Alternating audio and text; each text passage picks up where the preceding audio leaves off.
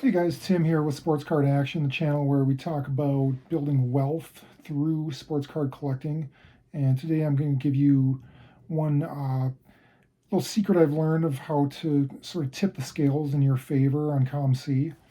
I'm going to get to that in a little bit, but first I got to give you an update on the current state of the collection and things I've been doing here.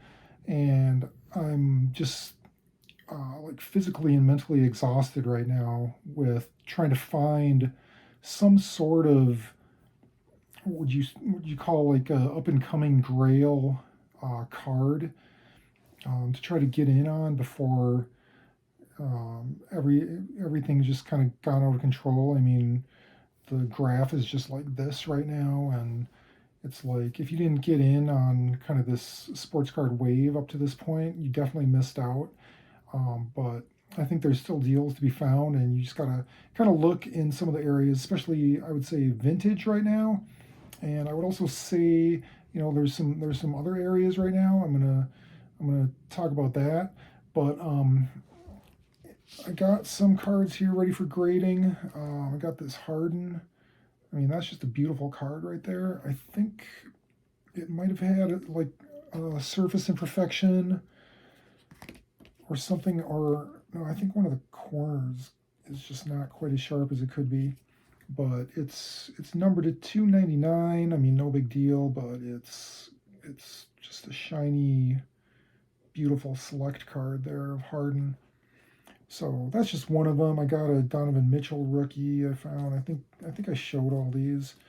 Um, but yeah, I'm getting a pretty good stack of ultra modern and more modern cards that I'm gonna think about sending in for grading. I decided to keep this.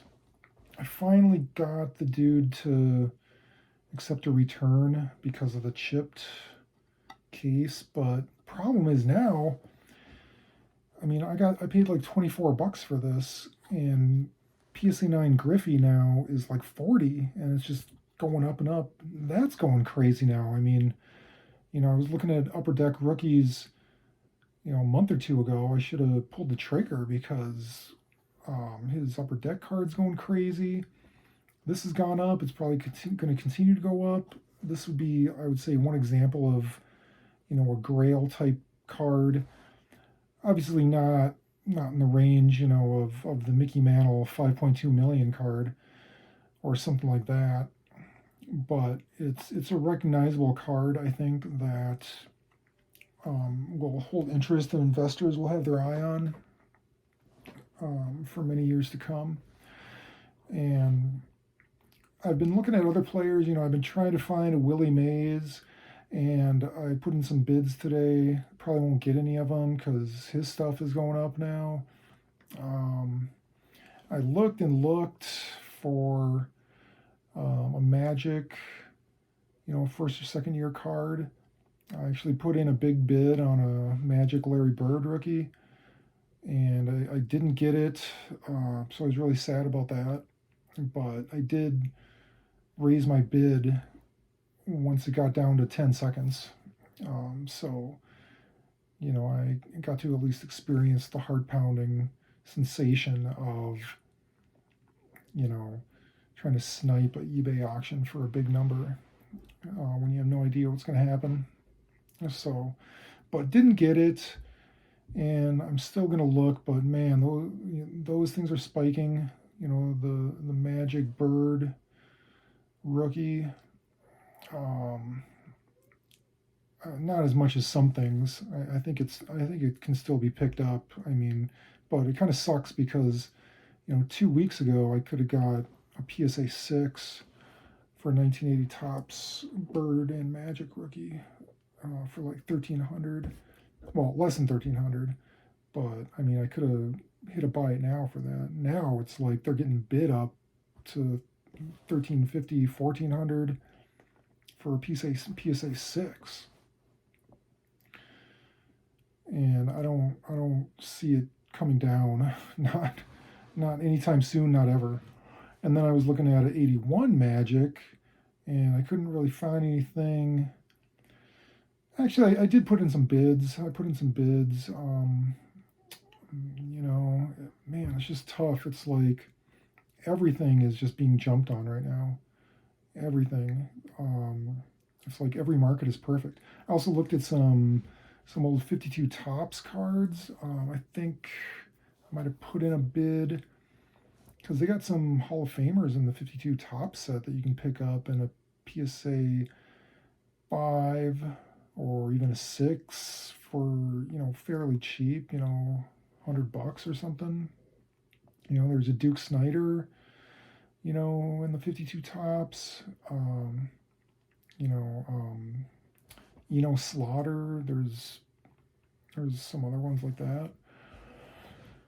Oh, I wish I would have got in on Shaq like about 2 years ago. Obviously, we there's a million things. God, Vince Carter, I was looking at, just unbelievable. Vince Carter like totally spiked in 1 year.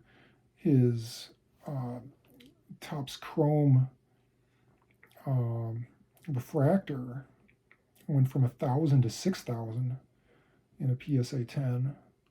So that's just one. That might actually come back down a little bit at some point, and you can probably pick up Vince for a little cheaper. I would say maybe a year or two from now. So, but I like Vince. I like Hank Aaron right now. I like Magic. Obviously, I've been going all in on Magic.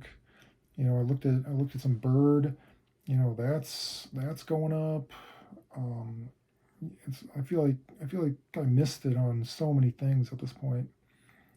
But one thing I'll talk about now is, all right. So when you're on COMC now, obviously we all know the big thing is if you're able to get your hands on high quality raw cards for cheap that are in mint condition that you can send in for grading, and the margins are pretty nice when you do that. You can potentially 10x your money, 20x your money, and then just kind of break even on the nines. On the nines you get, but the tens you can easily 10x your money on a lot of stuff.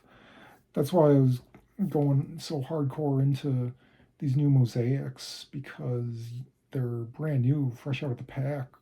People have no reason to send you something that they've already, picked over. I mean, for the most part, because they're not looking to send in, you know, $2 cards to get graded. But I am. So, send them all to me. I'll try to get them cheap. I'll combine shipping. What I should have done is been started out on COMC and just picked up all those cheap, Magic Johnson cards. But now I have looked at Greg Maddux. That's one thing that's been really slept on is pitchers, and Greg Maddux is considered definitely in the top 10 of all-time greatest pitchers on most lists, at least top 15, because of his career, his peak, his accomplishments. Um, you know, he emerged right in the middle of the junk wax era. Obviously, you got the 87 tops traded Tiffany, and then you also got the Donruss and the Fleer. But I was taking a look at these 87 tops traded Greg Maddux on COMC because one dude had a bunch of them listed. He had like 20, I think, that he must have just sent them all in and listed them all for $2.87 each. And I was like, oh man. At first, obviously, I'm looking at, because it was something like 50 or 70 total that were on there. I was like, well, this is way too saturated and these are way too plentiful for it to be like a profitable pickup. But you start clicking on them and you notice that 5 out of 6 are way off center. Not way, but noticeably off center. And then every sixth or seventh one you click on, you can find one that's perfectly centered. So that's the easiest thing to take a look at when you're on COMC. You might not be able to tell for sure if the surface is scratched up, but that's not as relevant for vintage cards anyway. Mainly, you try to get an idea. The corners are kind of hard to tell too because the way the light shines, on the scans that they do. You can definitely tell what the corners look like, but sometimes you can't tell if it's like perfect, or if there's a little white on the corners. But the centering you can look at and know for sure, and that's half the battle right there, is getting a card that's well centered. Because what do you do if you get a bunch of cards sent to you, and it's just a big lot of something that you have to go through, and you have to pull out 70% of them, especially vintage, and I consider 87 tops vintage. And then you're just stuck with all these off-center cards. Well, I circumvented that by just cherry picking all the best Greg Maddux rookie cards, bought them for $2.87, left all the off-center ones sit there.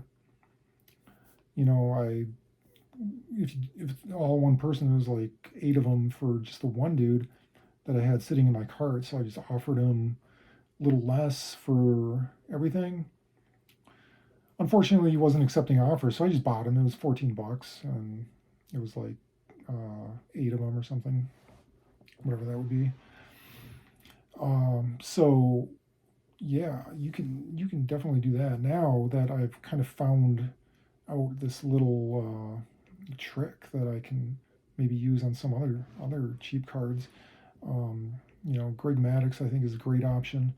I was also looking at Pedro Martinez at the same time that I was kind of looking at him. He's got the Bowman. I think it's the 92. Really nice rookie card of his. I think that's my favorite one. And then I was looking at Randy Johnson a little while back, and I might have to take another look at him because he's definitely got some cards that you can take a look at where you'll be able to judge the centering real easy, and you probably get some good deals on COMC. Obviously, the advantage of COMC too is that once you're done buying and you kind of like have a big group, maybe you got like 50, 100 cards that you want to get sent to you so you can send in for grading.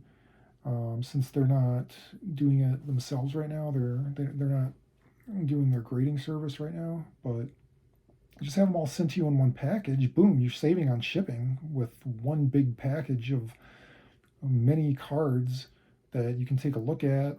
You already know they're going to be centered once you get them, and then you just read through them one more time, wipe them down,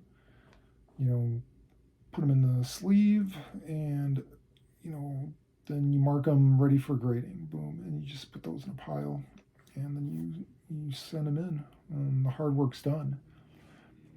So I'm gonna start taking a look, because if you really think about it, there's some generational players that came about in the 80s and 90s in the junk wax era. Okay, so, and especially these pitchers.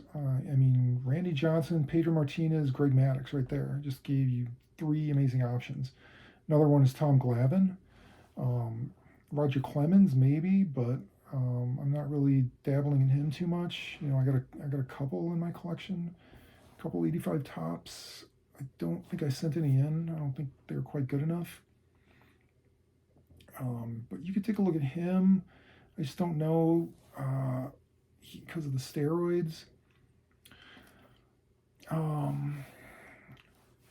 Who else? Who else from that era? I think those are the biggest ones. Yeah, I think that's it for the 80s. But yeah, take a look at that, because you can get your hands on those for super cheap. And if they spike, and then you're sitting there with them, you already got them graded, or they're just coming back from grading. You can keep them long term too. Nothing wrong with keeping those long term. You get keep all the 10s and maybe sell the 9s when they spike. Or I would just keep everything. If they're Hall of Fame players, what's the point in selling? You know, I think we're learning that in this hobby is that eventually people are going to gravitate to it's like Hall of Famers that are undiscovered. You know, that's like what we're to the point of, like what hasn't been bought up yet and just picked over.